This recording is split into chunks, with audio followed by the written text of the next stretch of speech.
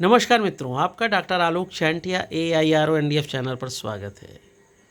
धर्म एक ऐसी अवधारणा है, एक ऐसा विषय है जिस पर अनंत बात की जा सकती है, अनंत व्याख्याएं हो सकती हैं।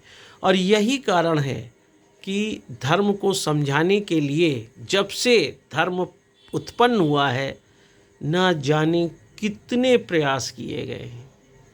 और उसी धर्म में ख़ासतौर से जब मैं धर्म की बात करता हूँ तो पृथ्वी पर हिंदू धर्म को छोड़कर कोई धर्म नहीं है, सब रिलीजन है, मत को मानने वाले हैं। और इसको मैं इसलिए कह रहा हूँ क्योंकि उनके अपने एक पैगंबर हैं, एक देवदूत हैं, एक किताब है, एक नियम है। वहाँ पर एक रेखीय उद्विकास आपको दिखाई देगा, लेकिन जब सनातन धर्म की बात करते हैं तो उसका आदि और अंत कुछ भी नहीं बताया जा सकता है। उसमें किसी एक देवी देवता देवदूत पैगंबर को चिन्हित नहीं किया जा सकता है। इसीलिए धर्म पृथ्वी पर सिर्फ एक है, वह है हिंदू धर्म। और ऐसे हिंदू धर्म की जब हम बात करते हैं तो उसमें मर्यादा पुरुषोत्तम श्री राम की बात करते हुए हमको यह समझना होगा कि आखिर वर्तमान में जिसे विज्ञान का युग कहा जा रहा है, जिसे तर्क का युग कहा जा रहा है, जिसे विश्लेषण का युग कहा जा रहा है, जिसे सार्वभौमिकता का युग कहा जा रहा है, वहाँ पर धर्म की बात करते हुए राम के किस अभिप्राय को हम समझाना चाहते हैं। और इसीलिए यह वीडियो महत्वपूर्ण हो जाता है क्योंकि हम रामत्व की बात कर रहे हैं, हम उस एडजेक्टिव की बात कर रहे हैं जो राम से निकलकर प्रवाहित हो रहा है मानव समाज में।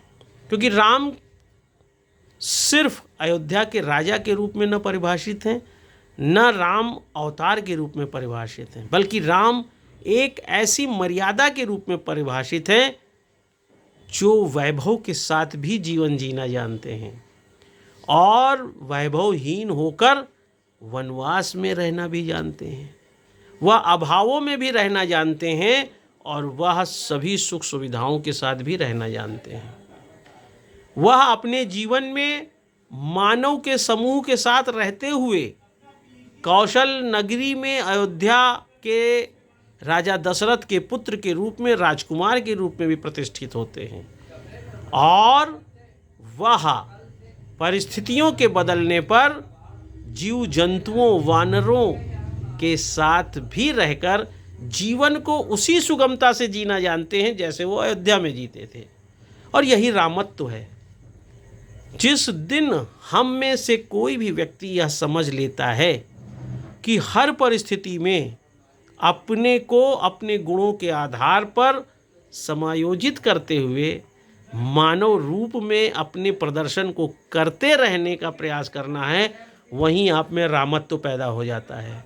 और इस रामत्व को जब भी हम समझ जाते हैं, हम यह समझ जाते हैं कि वास्तव में भारत जैसे देश में जब हम राम की बात करते हैं तो वास्तविकता में क्या कहना चाहते हैं। हम कहना जो चाहते हैं उसमें क्या इस बात का प्रवाह है कि काल परिस्थिति कुछ भी हो, हम सामान्य अर्थ में मानव जीवन को जीने की जो भी स्थितियां हैं उसके साथ आनंदपूर्ण स्थिति में रहेंगे। रामत्व ये कहता है कि ये सच है कि हमें अपने विरोधी का विरोध करना है, उसकी गलत बातों को काटना है, उसकी गलत बातों का दंड देना है, लेकिन अगर उसमें ज्ञान है तो उसका भी सम्मान करना है, भले ही वो लंकापति रावण है। और जब अपने शत्रु के ज्ञान का भी सम्मान करने की शक्ति हम में आ जाए तो हम में रामत्व है। इस बात को समझाने की प्रासंगिकता में आज भी राम सिर्फ मंदिर में स्थापित होने वाले भगवान के रूप में चिन्हित नहीं है, न सिर्फ वो किसी सत्य असत्य गुण अवगुण की कसौटी पर कसे जाने वाले धार्मिक तत्व हैं, बल्कि वह एक ऐसे प्रतीक के रूप में है, सिंबॉलिज्म के रूप में अगर आप देखें और सिंबॉलिक उसमें देखें तो जो मानव के गुणों को परिभाषित करने का प्रतीक के रूप में राम है, वह हमारे अंदर रामत्व की खोज को एक अवसर प्रदान करते हैं। और जब हम इस रामत्व को समझ लेते हैं कि क्या हम अपने गंभीर से गंभीर विपरीत परिस्थिति में रहते हुए, जरा कल्पना करिए कि राजमहल में रहने वाले राम वन में कुटिया में संसाधन विहीन होकर भी मुस्कुरा कर कैसे जीते। जरा आप कल्पना करिए कि जो दरबारियों से, मंत्री संतरियों से, प्रजा से घिरे रहने वाले राम हैं, वह वानर के साथ कैसे रहते हैं, और वानरों के बीच में भी उस जीवन को खोजते कैसे हैं जो मानव जीवन कहलाता है। राम को उस लकीर में तलाशिए जहाँ पर वो जानते हैं कि मेरे सामने मेरे अस्तित्व, मेरी अस्मिता, मेरे परिवार को सर्वाधिक क्षति पहुँचाने वाला मेरा शत्रु दंड पाने योग्य है, पर उसके ज्ञान की भी चर्चा होनी चाहिए और उससे ज्ञान अर्जित करना चाहिए। और यही गुण आज वैश्विक आवश्यकता में बहुत महत्वपूर्ण है।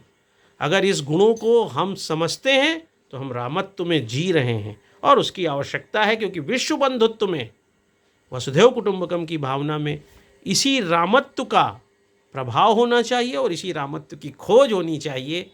क्या हम आप रामत्व में जी रहे हैं?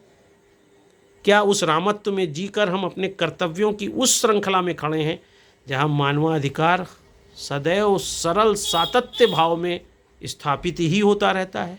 इसी बात को समझाने के लिए अखिल भारतीय अधिकार संगठन की तरफ से मैं आलोक चांटिया आज आपके साथ, और आशा करता हूं कि इसमें आपको बिना किसी स्केल के, मापन के, पैमाने के, आप यह जानने का प्रयास स्वयं कर सकते हैं अपने व्यवहार से कि आप में कितना रामत्व है।